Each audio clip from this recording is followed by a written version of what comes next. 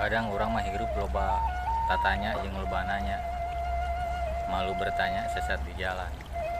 Kudu ka satu orang nanya, dina siksa kandang karesian tadaga carita angsa. Jadi lamun urang hayang nyaho jerona talaga, endahna talaga, tanyakeun ka soang. Sabab anu nyaho jeung ngurilingan eta talaga ukur soang. Jadi intina mah kieu, kudu ka sasi urang nanya, kudu ka ahlina, kudu ka nanya anu nyaho. Lamun dipijakeun teh mah meureunan mursid, kudu ka guru mursid, ka guru anu geus nyaho. Sakitu disimkuring sampurasun.